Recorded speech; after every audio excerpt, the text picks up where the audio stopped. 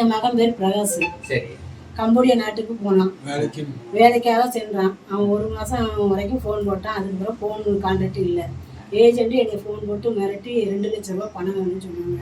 நான் கலெக்டர் ஆஃபீஸில் பெட்டிஷன் கொடுத்தேன், எஸ்பி ஆஃபீஸில் பெட்டிஷன் கொடுத்தேன், துறை வைகோட்டையும் கொடுத்துருக்கேன், கலைஞர்கிட்டையும் கொடுத்துருக்கேன். இப்போ வந்து ஸ்ரீநாத்கிட்டையும் கொடுத்துருக்கேன், உங்களோட உள்ளூர் போலீஸ் ஸ்டேஷனையும் கொடுத்துருக்கேன். எந்த ஒரு தகவலும் எனக்கு இல்லை. எப்படியாவது என் பையனை மீட்டு கொடுக்குமாடி கேட்டுக்கொள்கிறேன். என்ன வேலை பார்த்தாரு இங்கே? என்ன பார்த்தாரு? என்ன வேலைக்கு? இங்கே கோயில்பேட்டை ஈரோடு பார்த்தாரு. சரி, பார்த்தாரு. எந்த வேலைனாலும் பார்ப்பேன்.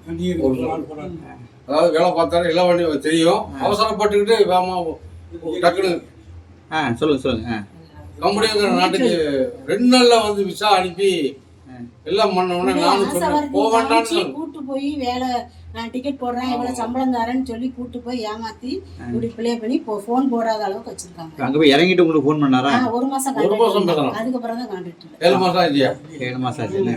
இது சம்பளங்களும் அனுப்புனாரா? அனுப்பல, எதுவுமே அனுப்பல.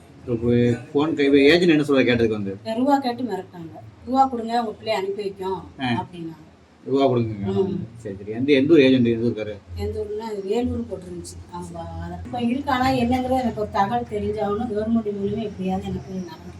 ஃபர்ஸ்ட் எவ்வளோ கட்டினீங்கம்மா? 50 ரூபா கொடுத்துருக்கேன். 50 ரூபா கொடுத்தீங்க. சரி. இப்போ எவ்வளோ கேட்குறாங்க? இப்போ அவங்க 2 லட்சம் கேட்டுருவாங்க. 2 லட்சம் கொடுக்க முடியாது, வெளியே அனுப்புங்க, டிக்கெட் கூட நான் காசு தரேன்னு சொல்லியிருந்தேன். அவங்க அதையும் ஸ்டெப் எடுத்தாங்க. சரி. இந்த கவர்மெண்ட் மூலியமா எப்படியாவது எனக்கு என் பிள்ளை எப்படியா மீட்டு கொடுக்கும்.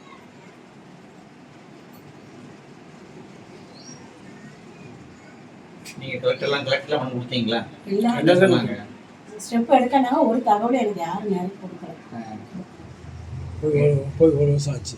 ஆமா, 8வது மாசம் போனோம்.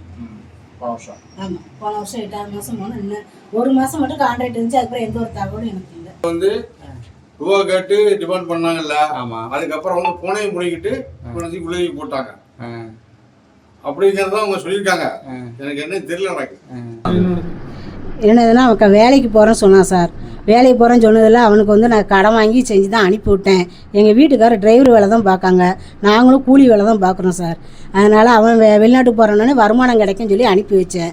இங்கேருந்து நானும் ஃபோன் போட்டு அனுப்பி 1 மாதம் மட்டும் கான்ட்ராக்ட் இருந்துச்சு. அதுக்கப்புறம் எந்த ஒரு கான்ட்ராக்டும் இல்லை. ஏஜென்ட் வந்து ரூபா கேட்டு எங்களை மிரட்டினான். ஃபோன் போடவே இல்லையம்மா.